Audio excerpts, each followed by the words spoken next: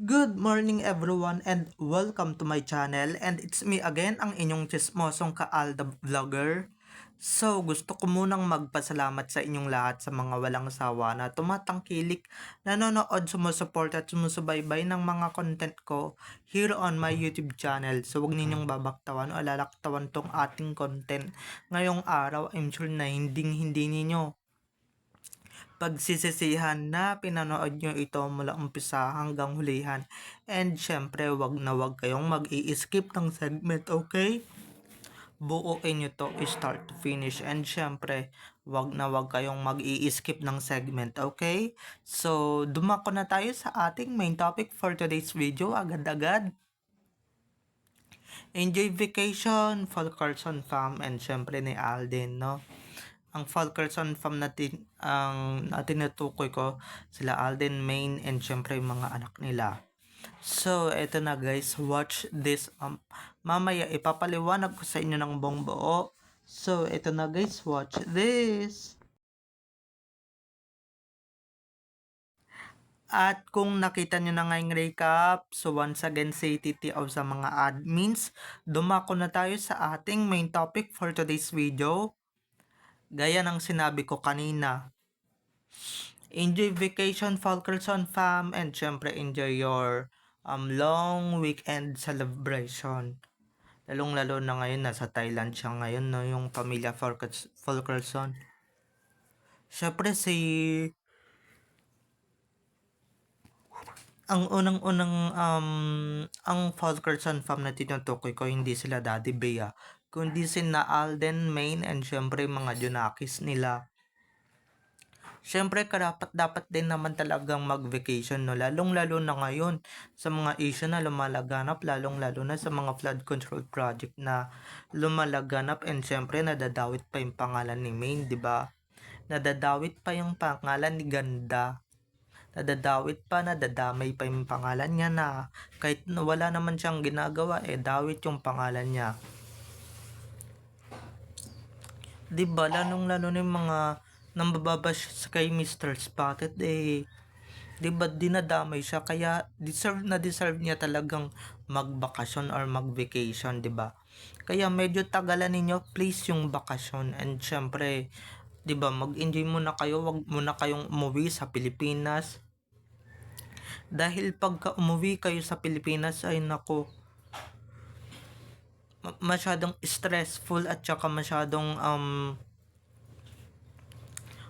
hindi kayo makakapag-isip pag nandito na kayo, 'di ba? Pag hindi, tsaka lalong-lalo na mababash lang talaga sa main, lalong-lalo na pagka hindi naman yung totoong main yung nandoon sa project na yun, or hindi naman talaga totoong asawa ni Mr. Spotted yung nandoon, 'di ba? Hindi naman siya yung totoong asawa. Hindi naman siya totoong partner in real life. Lalong-lalo na kung clone lang naman yung totoong partner ni Mr. Spotted in real life, 'di ba? Masyado silang mapanghusgain, masyado silang kahit naman makikita ninyo na si Clowny lang talaga yung totoong partner niya doon, or totoo niyang asawa niya doon, or totoo niyang jowa, 'di ba? Kaso dawit-dawit yung pangalan ni Maine, kaya for sure, 'di ba? Kaya mas mabuti pa talaga na magbakasyon, and syempre magliwalyo muna. 'Di ba? Kaysa naman harapin yung mga problema na hindi naman ikaw yung sangkot. Yung idinadamay ka kahit wala ka naman talagang kahit wala ka naman talagang kinalalaman, or wala ka naman talagang ginagawa, 'di ba? Wala ka naman talagang kinalalaman, medyo dawit-dawit ka doon, and syempre medyo kahit wala ka naman kasalanan, idadawit ka ng mga kampo ng animales here on SOCMED. 'Di ba? Kasi once na binanggit mo yung Maine Mendoza, talagang na yan, 'di ba?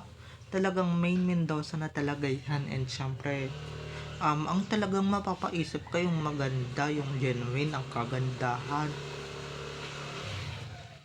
yung genuine ang kagandahan ng isang main, 'di ba? Yung genuine yung pagka babae, and syempre genuine yung pagkaganda, and syempre natural na natural.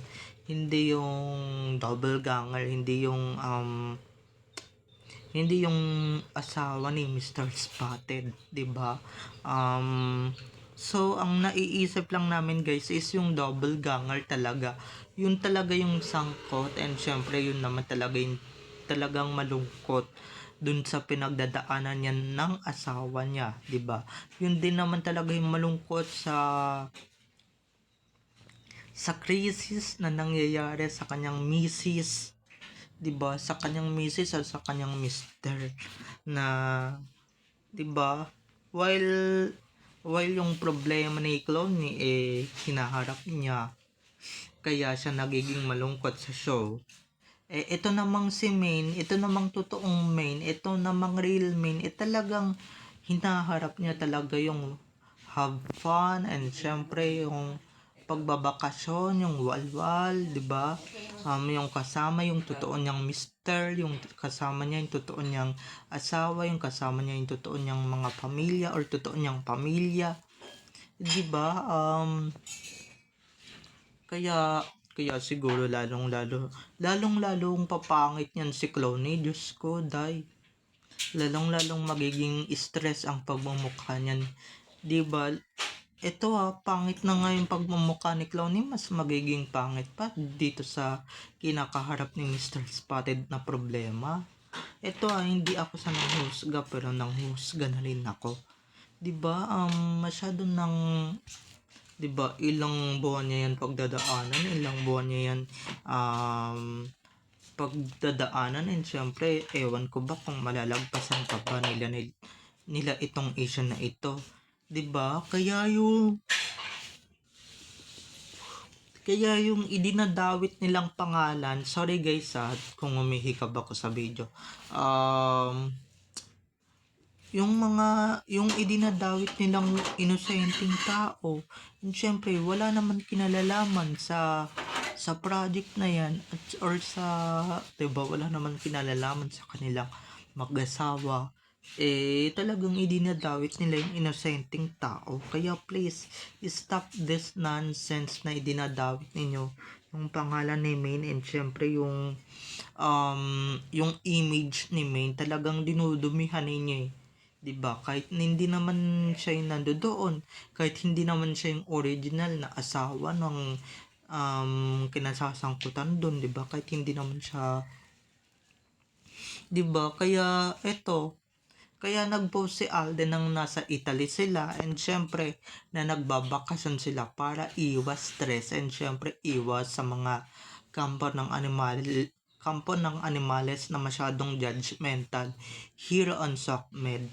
Dapat talaga ganun, no, para sa ikabubuti talaga ng mga asawa natin, or ng asawa na dinadawit sa issue